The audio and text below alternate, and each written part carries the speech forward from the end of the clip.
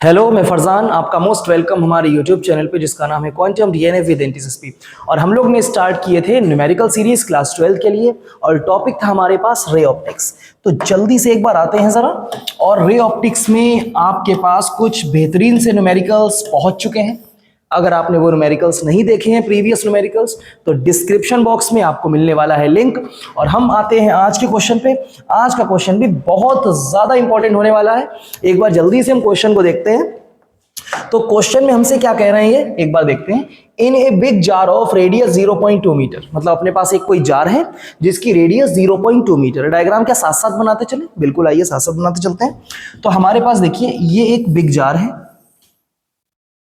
ये रहा वो जार, ठीक है। अब इसकी रेडियस 0.2 मीटर होने का मतलब अगर आप जार का ये सेंटर पॉइंट ले लें, आइए जार के सेंटर पॉइंट को दूसरे कलर से लेते हैं। अगर आप जार का ये सेंटर पॉइंट ले लें, ये वाला पॉइंट, तो सेंटर पॉइंट से जो आगे की डिस्टेंस है ना, ये डिस्टेंस, इसको बोल रहे हैं रेडियस। और ये रेडियस कितनी होने वाली है हमारे डायग्राम में?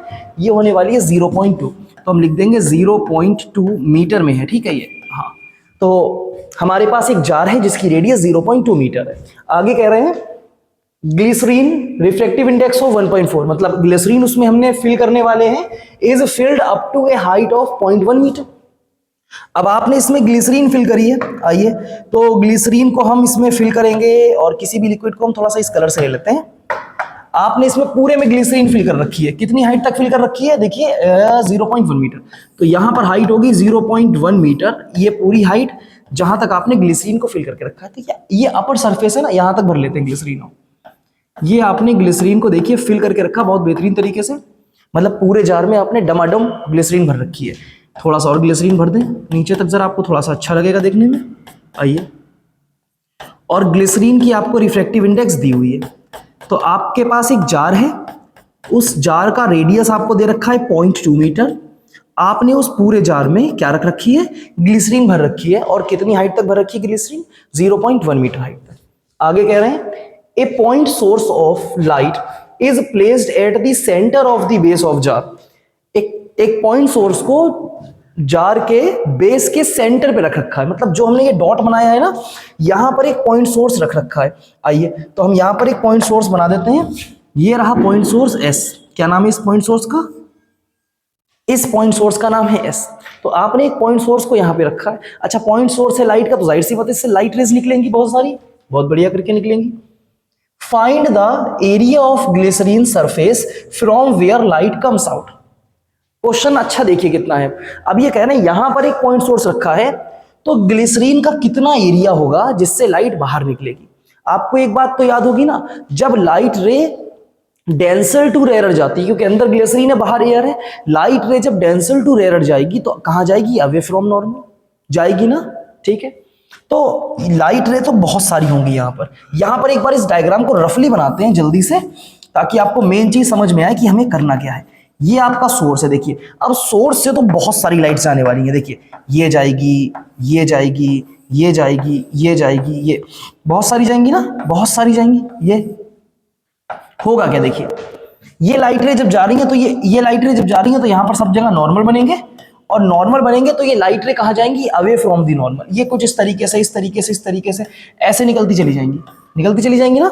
लेकिन एक कंडीशन ऐसी आएगी, देखो हर बार क्या हो रहा है यहाँ पर, हर बार इंसिडेंस एंगल बढ़ता चला जा रहा। लाइट रे जब डेंसर टू रेयर जा रही तो हर बार इंसिडेंस एंगल बढ़ रहा है, जिससे आपका आर बढ़ता चला जा रहा है। ऐसा हो रहा है ना।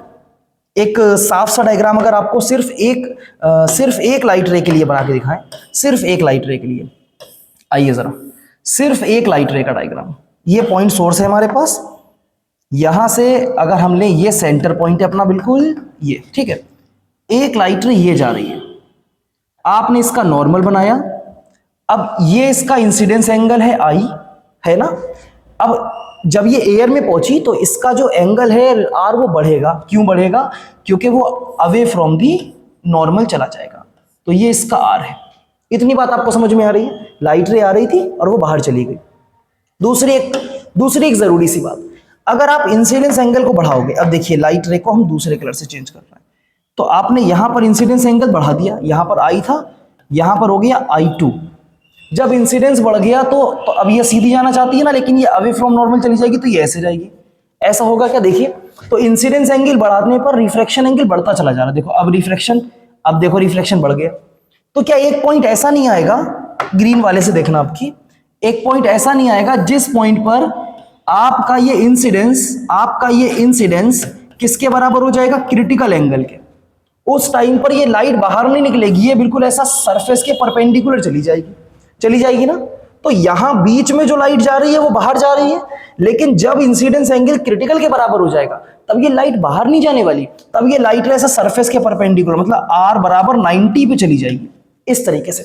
ऐसे यहां पर एक एंगल मिलेगा हमें, एक एंगल यहां पर मिलेगा जिस पर रिफ्रैक्टेड रे कितने पर जाने वाली है, जिस पर रिफ्रैक्टेड रे 90 पर जाने वाली है। तो इस वाले एंगल को भी क्या बोलेंगे, क्रिटिकल एंगल। ये चीज आपको याद है ना, क्रिटिकल एंगल डेंसर मीडियम का वो इंसिडेंस एंगल है जिस पर रिफ्लेक्शन एंगल 90 हो जाता है। तो अगर आप बीच में आप देखेंगे, इसके बीच में यहां पर कोई लाइट रे जा रही है तो बाहर निकल जाएगी, ठीक है, यहां पर कोई लाइट रे जा रही है तो बाहर निकल जाएगी।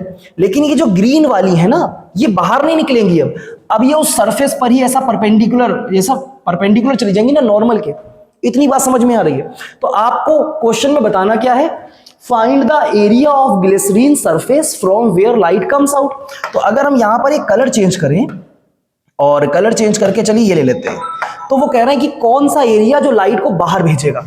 तो इन दो पॉइंट्स के बाद जो ग्रीन वाले पॉइंट्स हैं, ये जहां से ग्रीन लाइट रे रिफ्लेक्ट हुई है, ये जो पिंक डॉट बनाए हैं हमने, यहां पर के अंदर लाइट बाहर जाएगी, उसके बाद लाइट बाहर नहीं जाएगी। अच्छा, अब इसके बाद अगर आप लाइट को ले जाओगे तो अब वो अंदर रिफ्लेक्ट हो जाएगी ना। इस फिनोमेना को बोलते हैं टोटल इंटरनल रिफ्लेक्शन। देखिए, तो लाइट बाहर कब जा रही है, इन दोनों डॉट्स के बीच में। यहां से जो इस पिंक वाले सर्कल से, इस पिंक वाली रेडियस से जो लाइट बाहर जा रही है वो आपको बाहर जाती दिखेगी। इसके बाहर वाली लाइट तो पहले तो परपेंडिकुलर हो जाएगी, बाद में अंदर आ जाएगी। इतनी बात समझ में आ रही क्या? डायग्राम की ये चीज आपको समझना बहुत ही ज्यादा जरूरी है, क्योंकि देखिए यही मेन चीज है हमारे पास, बाकी न्यूमेरिकल में कुछ भी नहीं है आपको, वरना आपको बहुत मुश्किल होगी ना। Find the area of glycerine surface, glycerine surface का एरिया कैसे निकालेंगे। तो हमें इतना समझना है कि जैसे जैसे आप इंसिडेंस बढ़ाओगे तो लाइट रे बेंड होती जाएगी, और ग्रीन वाले के टाइम पर आते आते, देखिए ग्रीन वाले के टाइम पर आते आते लाइट रे क्या हो जाएगी, ग्रीन वाले के पॉइंट पर आते आते लाइट रे बिल्कुल परपेंडिकुलर हो जाएगी।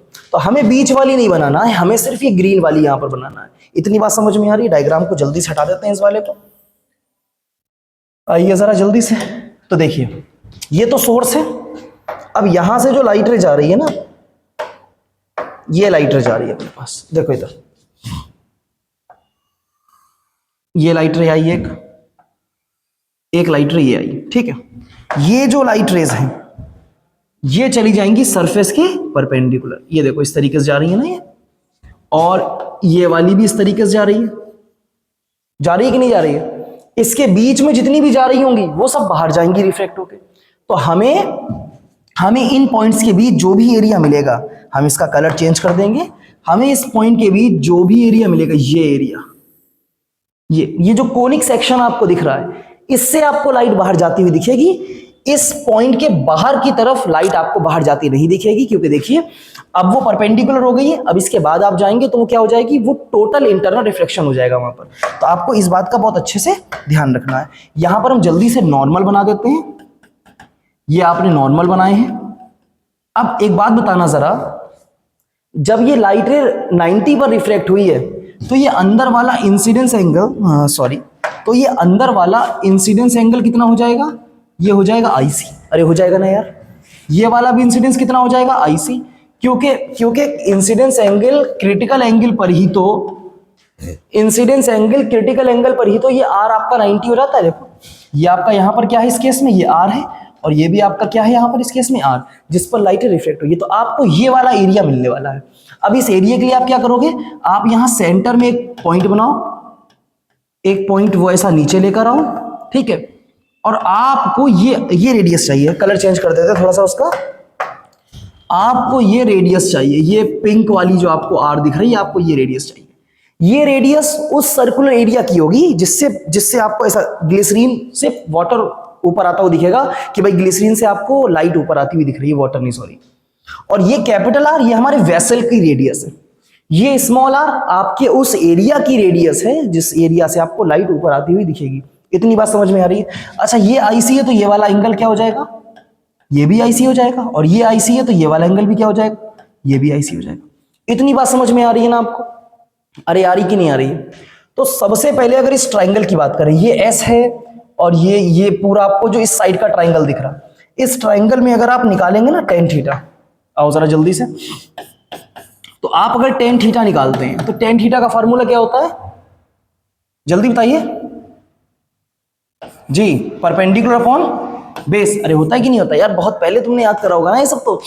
तो time tan theta equals to perpendicular upon base. अब अपने इस वाले ट्रायंगल में देखो जरा कि परपेंडिकुलर कौन है। अगर ये थीटा है ना तो थीटा के सामने परपेंडिकुलर कौन है भाई, परपेंडिकुलर आर, तो हम लिख देंगे आर अपॉन बेस। बेस किसके सामने होता है, 90 के सामने हाइपोटेनस, तो 90 तो अपना ये वाला है, 90 तो ये वाला, तो हाइपोटेनस तो ये हो गया, तो बेस कौन होगा बचा हुआ, ये वाला बेस है। ठीक है, एस से लेकर ये परपेंडिकुलर डिस्टेंस चलो एस डैश मान लेते हैं, ये आपके पास बेस है।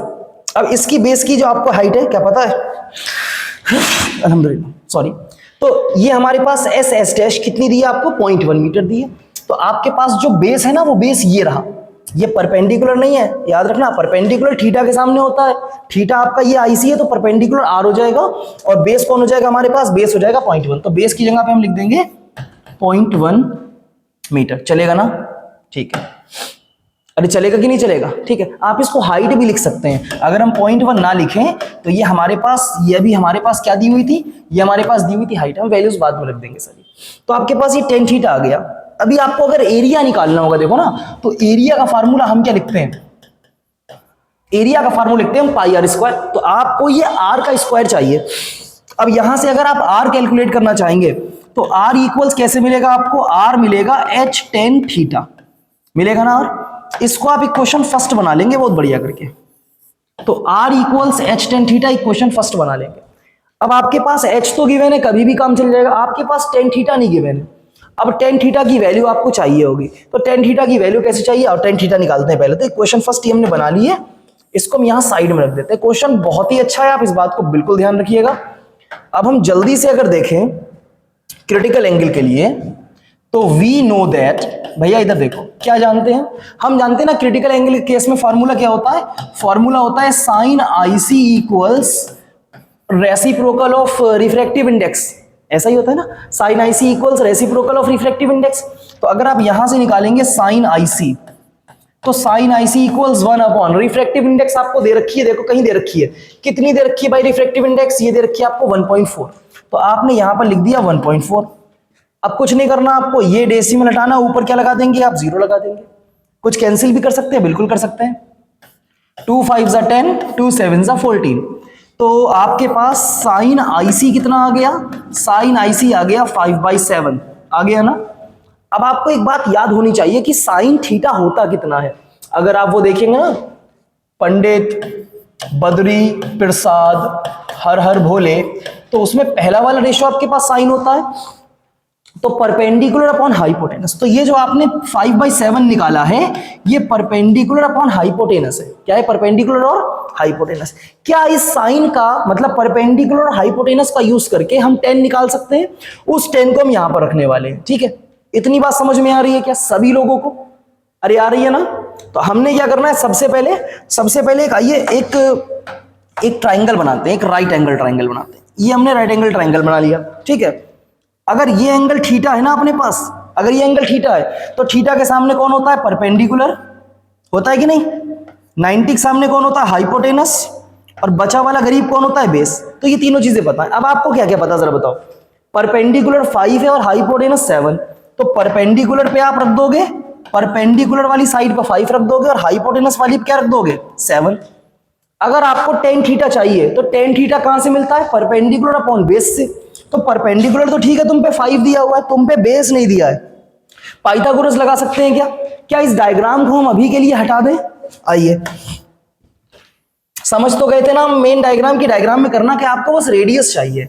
आइए डायग्राम को अभी के लिए हम हटा देते हैं, एक सेकेंड, उसके बाद डायग्राम को हम दोबारा से एक बार फिर देखेंगे जब अपना पूरा क्वेश्चन सॉल्व हो चुका होगा। तो डायग्राम को उठाकर हम यहां पर अभी रख लेते हैं, ठीक है। अब अगर आपको देखिए, अगर आपको यहां पर बेस चाहिए तो आप पाइथागोरस लगाओगे। तो इस ट्राइंगल को उठा के उधर ले चलते हैं, फिर वहां पर आराम से पाइथागोरस लगाते रहेंगे। ये ट्राइंगल हमने यहां पर रख दिया, देखिए ये ट्राइंगल सबको दिख रहा है ना, ट्राइंगल कोई दिक्कत तो नहीं किसी को। अभी यहां पर अगर आप बेस निकालोगे तो बेस कैसे निकालते हो भाई, तो हमारे पास होता है ना फॉर्मूला एक बेस निकालने के लिए या कोई भी साइड निकालने के लिए, तो हाइपोटेनस का स्क्वायर इक्वल्स परपेंडिकुलर का स्क्वायर प्लस बेस का स्क्वायर।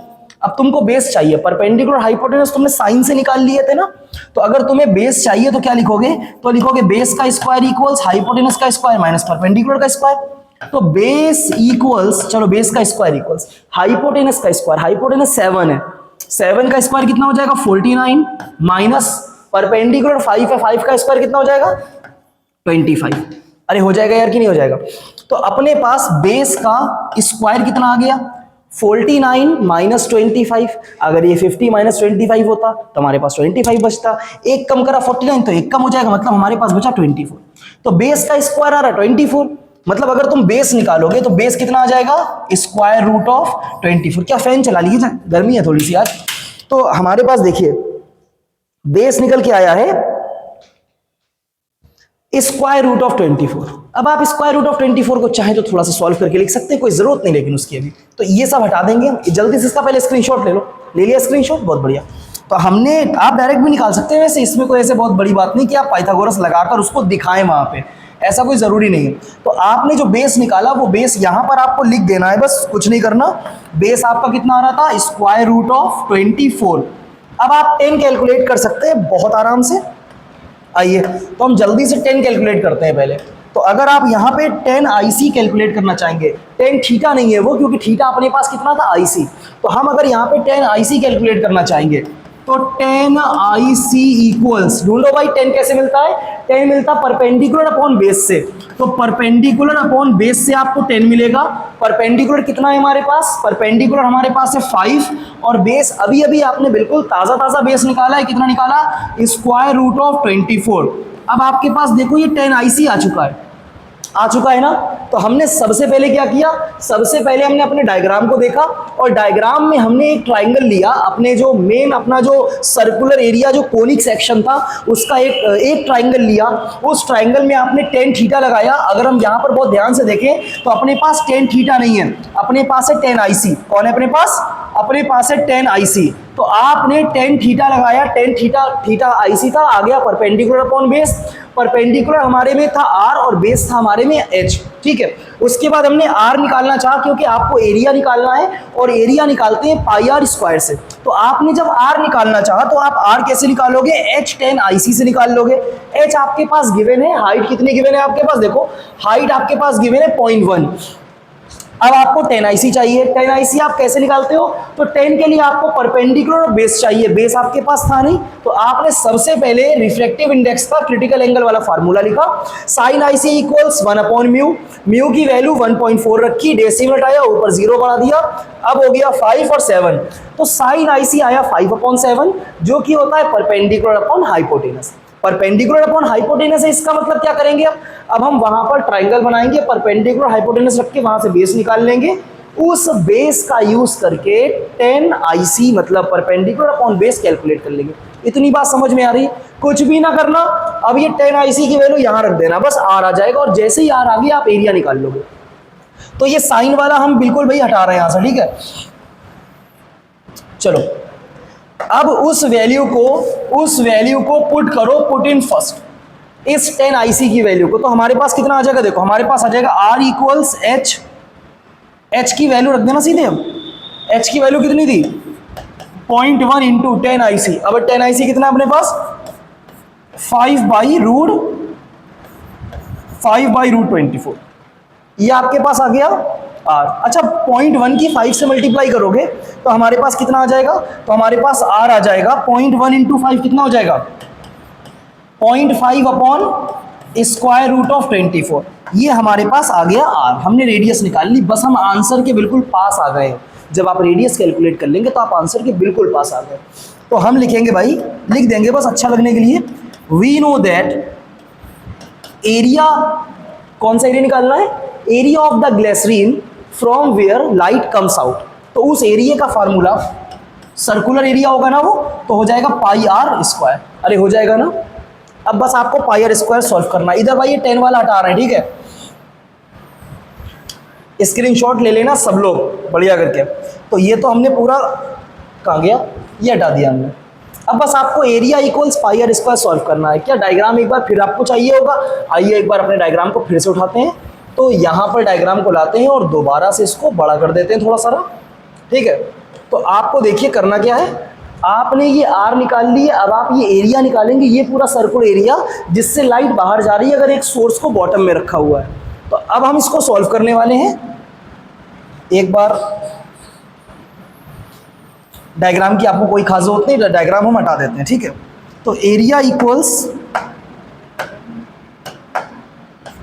पाई की वैल्यू कितनी आती है अपने पास, पाई की वैल्यू 22/7 या 3.14, इनटू में लगाएंगे आर स्क्वायर, आर की वैल्यू थी 0.5/√24। तो हम क्या करेंगे, हम दो बार लिख देंगे इसको, हम लिखेंगे 0.5 इंटू 0.5 और √24 का अगर आप स्क्वायर करेंगे तो हमारे पास बचेगा 24। अभी आप इसको कैसे लिखने वाले हैं, अभी आप इसको दोबारा से लिखेंगे तो आप लिखेंगे भाई देखो, कुछ कैंसिल करके लिख दें, आ जाओ, 2 1 ज़ा 2 1 ज़ा 2 1 ज़ा 2 2 ज़ा, तो ये आ गया 11/7, इधर आ गया 11/7 मल्टीप्लाई 5 इंटू 5 25 होता है, डेसिमल 2 नंबर पहले लगा हुआ है तो हम लिख देंगे 0.25। अरे लिख देंगे ना यार, ठीक है। अपॉन में कौन चल रहा है, अपॉन में चल रहा है 12, बहुत बढ़िया। अब वैसे तो अगर ऊपर 25 होता नीचे 12 होता तो हम आराम से इसको डिवाइड कर देते हैं, ठीक है। और हम डिवाइड करते हैं, जैसे 12 2 ज़ा 24 होता है, तो अप्रॉक्स में आएगा ये हमारे पास, आप अगर इसको सॉल्व करेंगे तो हमारे पास ये आने वाला है 11/7 इंटू, अगर हम नीचे 2 0 लिख लें ऐसे करके, ये डेसिमल हटाएंगे तो 2 0 नीचे आ जाएंगे ना, ऊपर बचा 25/12, ये आ जाएगा अप्रॉक्स में 2.08 आ जाएगा ना। 24 है, 1 बचेगा, एक 0 लगाएंगे डेसिमल के बाद, उसके बाद 12 8 96, क्योंकि उधर 100 हो जाएगा ना इसलिए, तो हमारे पास ये आ जाएगा 2.08। अब आपको कुछ भी नहीं करना, इसको बढ़िया करके आप सॉल्व करोगे तो हमारे पास एरिया आने वाला है 0.032 मीटर स्क्वायर। आप इसको सॉल्व करोगे बहुत आराम से तो अप्रॉक्स में 0.03 आ जाएगा, ठीक है। बहुत आराम से आप इस क्वेश्चन को कर सकते हैं। बस क्वेश्चन को करने के लिए, क्योंकि यहाँ डायग्राम गिवन नहीं है आपको, तो आपको पहले डायग्राम बनाना पड़ेगा। क्वेश्चन में वो बहुत बढ़िया तरीके से कह रहे हैं कि find the area of glycerine, glycerine का वो एरिया, मतलब वो वाला एरिया निकालना है जिससे लाइट बाहर निकल रही हो, क्योंकि इस एरिया के बाद लाइट इस तरीके से परपेंडिकुलर चली जाएगी सरफेस के, और उसके बाद अगर रिफ्लेक्ट करेगी तो वापस नीचे चली जाएगी। ये चीज़ आपको बॉक्स में ध्यान रखनी है भाई, आपको ये एरिया निकालना है। सिर्फ क्या बात समझ में आ रही है? बाकी जितनी लाइट इसके एरिया के अंदर होगी वो सारी बाहर जाएगी। तो आपने पूरा क्वेश्चन एक बार दोबारा से बैक करके देखना है। बहुत ही ज़्यादा इंपॉर्टेंट ऐसे क्वेश्चंस होते हैं जिनमें आपको डायग्राम पहले बनाना पड़ता है। तो क्वेश्चन को ज़्यादा से ज़्यादा शेयर कीजिए, बढ़िया करके इसको रिवाइज कीजिए। ऐसे ही बेहतरीन क्वेश्चंस हम लोग मिलेंगे नेक्स्ट वीडियो में। तब तक वीडियो को ज़्यादा से ज़्यादा शेयर कीजिए। मिलते हैं हम लोग नेक्स्ट वीडियो में। Thank you.